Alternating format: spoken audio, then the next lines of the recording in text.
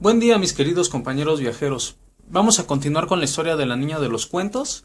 No olviden por favor suscribirse, activar la campanita, comentar y compartir si es que les gusta. Continuemos con el apoyo a la literatura. Ya saben que leer es algo muy bueno, así que vamos a continuar con ello. Pero Peter debía llevar una moneda. Felicity le hubiera dado una a ella misma y no era muy dadivosa con sus cobres, antes que permitirle que fuera sin la moneda. No obstante, Dan le prestó una con la clara observación de que debía ser reintegrada en la semana siguiente. El tío Roger pasó ocasionalmente por allí en aquel momento y fijándose en Peter declamó: ¿Está acaso Saúl entre los profetas? ¿Qué puede haberle inducido a ir a la iglesia? Peter, cuando todas las gentiles palabras de persuasión de Olivia no valieron de nada. El antiguo argumento, supongo. La belleza nos arrastra por uno solo de nuestros cabellos. El tío Roger miró burlón a Felicity. No entendimos qué significaba aquella cita, pero comprendimos que pensaba que Peter iba a la iglesia por Felicity. Felicity torció la cabeza. No es culpa mía que vaya a la iglesia, soltó al descuido. Se trata de una hazaña de la niña de los cuentos. Tío Roger se sentó en los escalones de la entrada y se dedicó a uno de sus silenciosos paroxismos de risa que todos encontrábamos siempre tan agraviantes. Sacudió su gran cabeza rubia, cerró los ojos y murmuró: que no es culpa de ella. Oh, Felicity, Felicity, serás la muerte de tu tío Roger si no tienes cuidado. Felicity echó a caminar indignada y los demás la seguimos reuniéndose con nosotros Sarah Rey al pie de la colina. La iglesia de Carlisle era un templo antiguo con una torre cuadrada cubierta de hiedra. Estaba protegida por altos olmos y el cementerio la rodeaba por todas partes, ya que había tumbas al pie de las mismas ventanas. Siempre tomábamos el sendero de la esquina, el que nos permitía pasar ante el solar de la familia King, donde nuestros antepasados por 4 generaciones dormían en la verde soledad de la luz y la sombra. Allí estaba la chata tumba de rústica piedra arenosa de la isla que pertenecía al bisabuelo King, tan cubierta ya por la hiedra que apenas podíamos leer su legendaria inscripción, que resumía en pocas palabras los hechos de su vida y terminaba con un poema de 8 versos originales compuestos por su viuda.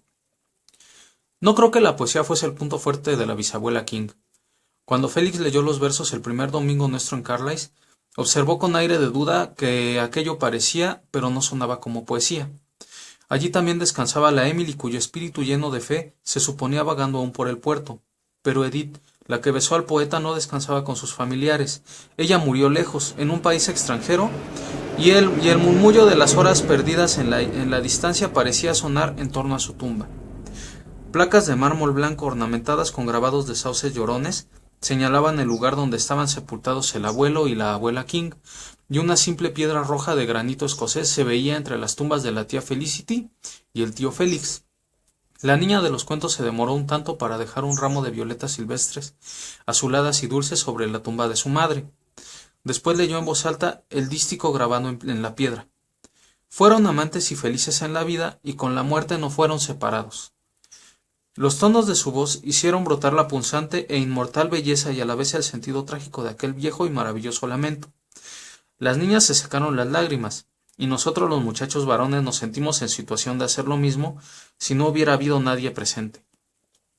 ¿Qué mejor epitafio puede nadie desear que el que dice que se ha sido amante y feliz en la vida?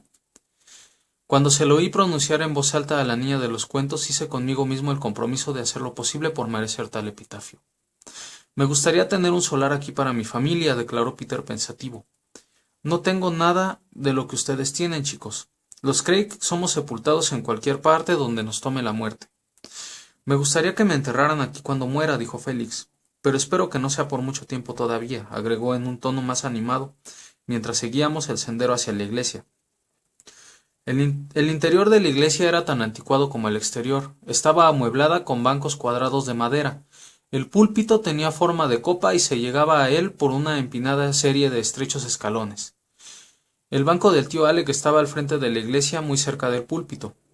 La aparición de Peter no atrajo mucho la atención como habíamos deseado que ocurriera. La verdad es que nadie pareció fijarse en él. Las lámparas no habían sido encendidas aún y la iglesia estaba invadida por una suave media luz. Afuera el cielo era color púrpura, oro y verde plateado, provocando un hálito delicado de tono rosa sobre los olmos. ¿No es cierto que este es un lugar sumamente hermoso y sagrado?, murmuró reverentemente Peter. No sabía que la iglesia era así. Es espléndida. Felicity frunció el ceño en dirección a él.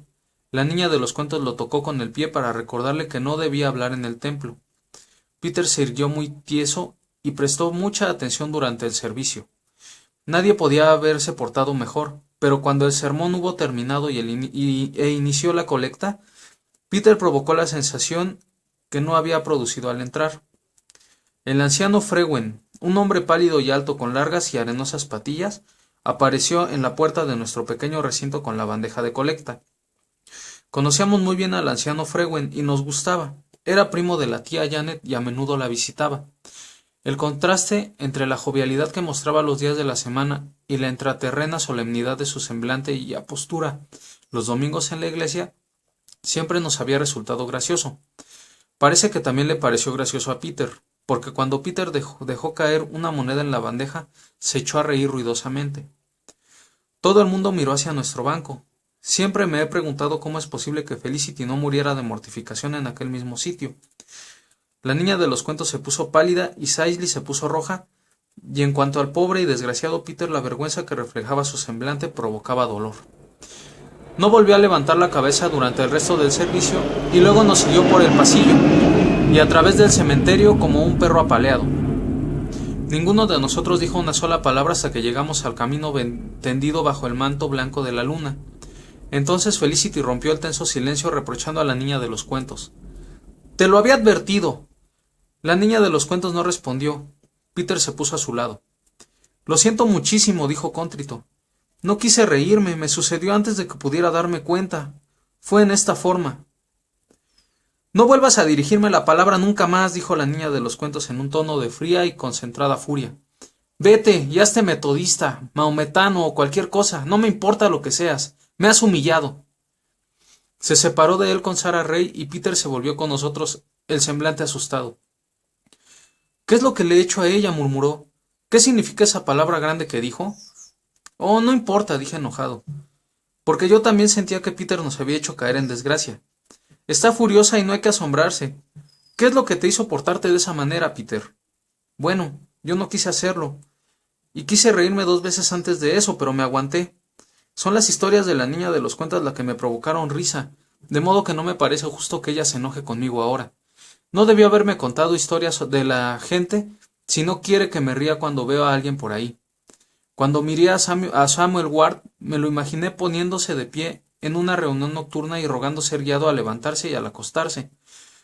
Me acuerdo de la manera en que ella lo imitó, y cuando lo vi me dieron ganas de reír. Después miré el púlpito y me acordé de la historia del viejo ministro escocés que era tan gordo, que no pasaba por la portezuela y tuvo que apoyarse con las manos sobre la madera y pasar por encima. Me parece que después se volvió al otro ministro que lo acompañaba y todos oyeron que le decía: «La puerta de este púlpito ha sido hecha para espíritus», y yo quise reírme y me aguanté. Después apareció el señor Frewen y me acordé de la historia de sus patillas, como cuando su primera esposa murió de información a los pulmones. Se puso a cortejar a Celia Ward y Celia le dijo que no se casaba con él a menos que se cortara las patillas y él no quiso. Nada más que por ser empecinado. Y un día se le incendió una de sus patillas cuando estaba quemando hierbas secas y todos pensaron que se afeitaría la otra a la fuerza, pero no lo hizo, y anduvo con una sola patilla hasta que la quemada volvió a crecer. Y después Celia Ward se dio por vencida y lo aceptó al ver que no había esperanza de que se rindiera él. Pensé en esa historia y se me ocurrió que lo veía recogiendo los centavos con esa manera tan solemne y con una sola patilla. Y la risa se me escapó por todas partes sin que pudiera sujetarla. Nosotros explotamos en una carcajada en aquel mismo sitio para horror de la señora de Abraham Ward, que acertó a pasar frente al grupo y quien al día siguiente fue a contarle a la tía Janet que habíamos actuado escandalosamente en el camino desde la iglesia. Nos sentimos avergonzados porque sabíamos que la gente debía comportarse decentemente, especialmente los domingos.